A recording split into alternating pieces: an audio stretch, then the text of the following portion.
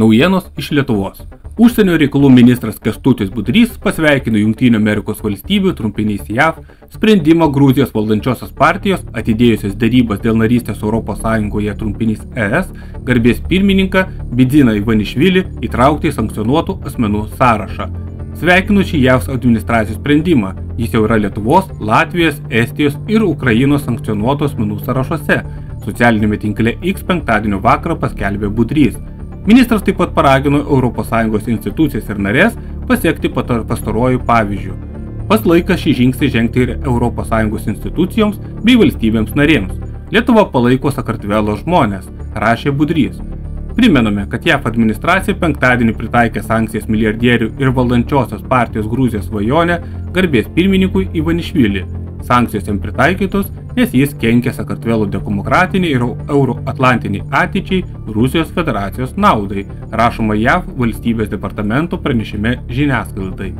Griežtai smerkime Sakartvelo svajonės veiksmus, vadovaujant Ivanišviliui, įskaitant apie vykstančias smurtinės represijas prieš Sakartvelo piliečius, protestuotojus, žiniasklaidos atstovus, žmogaus teisių aktyvistus ir opozicijos veikėjus, pareiškė JAV valstybės sekretorius Antony Blinkenas. Gruodžio pradžioje valdančiai partijai Gruzijos svajonė, atstovaujantis šalies premjeras Iraklis Kobakhidze, pranešė, kad Tbilisis iki 2028 metų pabaigos nesiderės dėl narystės Europos Sąjungoje, po šio sprendimo Sakartvele kilo protestų banga. Dėl žmogaus teisių pažeidimo malšinant protestus Tbilisyje, Lietuva pritaikė ribojamasis priemonės keliams dešimtims Gruzijos politikų ir uždraudė jiems atvykti į šalį, tarp jų ir buvusiam premjerui Ivanišviliui, dabartiniam premjerui Irakliui Kobakhidze.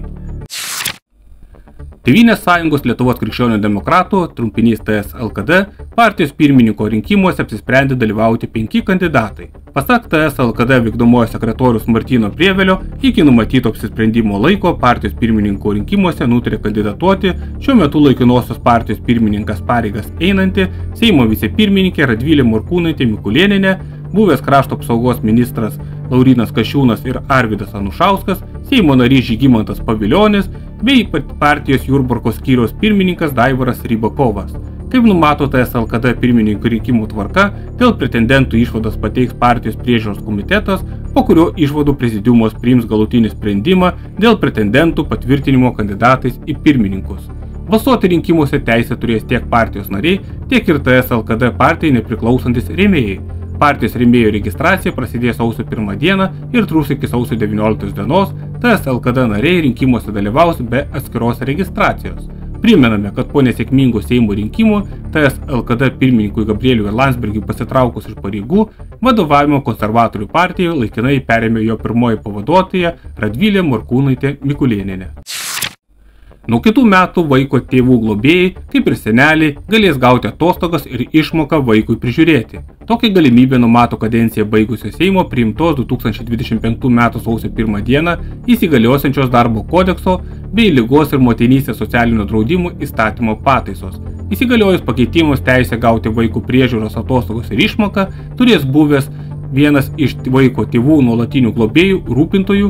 Tokios galimybės jis neturės tik tokiu atveju, jei teismo su nutartimi buvo nušalintas nuo globėjo pareigų.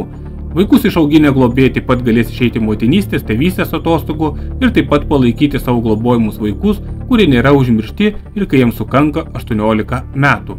Šiuo metu darbo kodekse numatyta, kad pagal šeimos pasirinkimą atostogos vaikų prižiūrėti iki vaikų sukanka 3 metai gali būti suteikiamos motinai, įmotei, tėvui, įtėviui, seneliui arba kitiems giminaičiams, faktiškai auginantiems vaiką, taip pat darbuotojui paskirtam vaiko globėjų. Po šių metų spalį įvykusių Seimo rinkimų daugiau kaip pusė šalies gyventojų yra nepatenkinti demokratija. Tai rodo Baltijos tyrimo atlikta visuomenės nuomonės apklausa. Lapkričio pradžioje atlikto tyrimo duomenimis demokratija Lietuvoje yra nepatenkinti 56% apklaustųjų.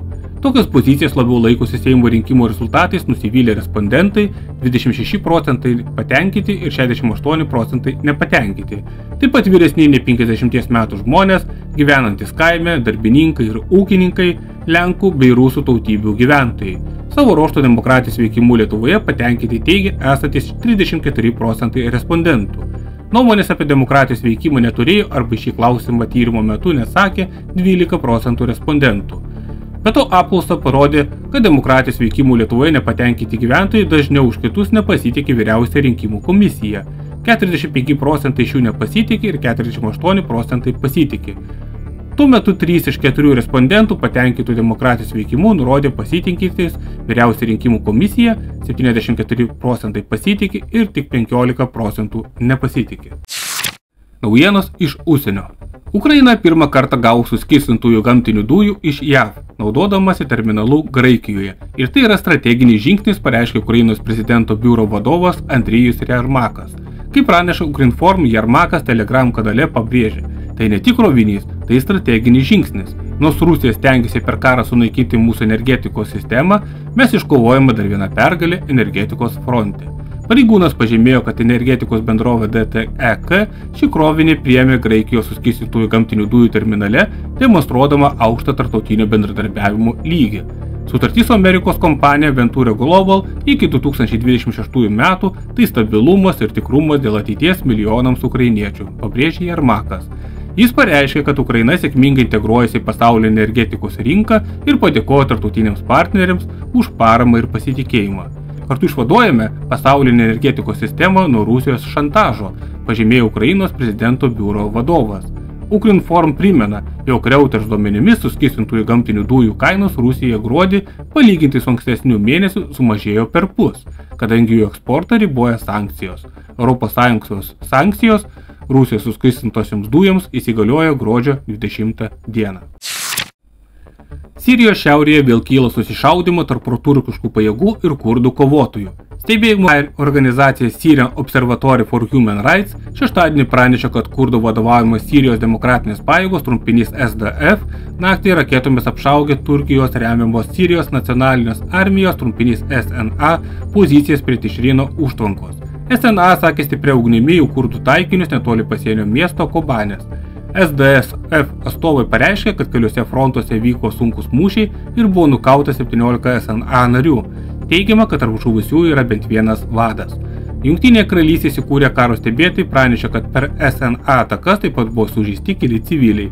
SNA šiuo metu veržiasi į kurdų kontroliuojamas teritorijas Šiaurės Sirijoje. Turkija kaltinama mėginimais išnaudoti valdžios vakuumą Sirijoje ir smogti kurdų kontroliuojamoms teritorijoms šalies šiaurėje. Kurdų SDF remia jungtinės valstybės, tačiau Turkija laiko už to grupuotę uždraustos Kurdistano darbininkų partijos atšaka ir teroristinė organizacija. Penktadienį per Izraelio karinę operaciją prieš Hamas prie Kamalio Advano ligoninės buvo išvesta iš rikiuotės paskutinė didelė sveikatos priežiūros įstaiga šiaurinėje Gazos ruožo dalyje, pranešė Pasaulio sveikatos organizacija, trumpinys PSO. Reidas Kamalio Advano ligoninėje išvedė iš rikiuotę čia paskutinė didelė sveikatos priežiūros įstaiga Gazos ruožo šiaurėje. Preliminariais duomenimis kai kurie pagrindiniai skyriai smarkiai nukentėjo nuo ugnies ir buvo sunaikinti per reidą, sakoma PSO pranešime socialinėme tinkle X. Izraelio kariuomenė savo pareiškime tvirtino, kad ligoninė tapo pagrindinių teroristinių organizacijų tvirtovė ir yra naudojama kaip teroristų slėptuvė, kai Izraelio pajėgos spalį pradėjo platesnės operacijas Gazos ruožo šiaurėje. PSO pranešė, kad 60 sveikatos priežiūros darbuotojų ir 25 kritinės būklės pacientai, įskaitant tuos, kurie naudojasi ventiliatoriais, tebėra ligoninėje. Vidutinės ir sunkios būklės pacientai buvo priversti evakuotis į sunaikintą ir neveikiančią Indonezijos ligoninę. Pranešė Jungtinių tautų sveikatos agentūra, pridurdama, kad yra labai susirūpinusi dėl jų saugumo. Tokie karo veiksmai ir reidai žlugdo visas mūsų pastangas užtikrinti bent minimalų medicinos įstaigų funkcionavimą.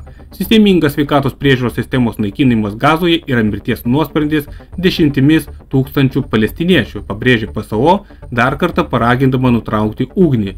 Kamalio Advano ligoninė yra Beit Lahijos mieste, kuris atsidūrė intensyvios Izraelio karinės operacijos prieš Hamas smogikus centre.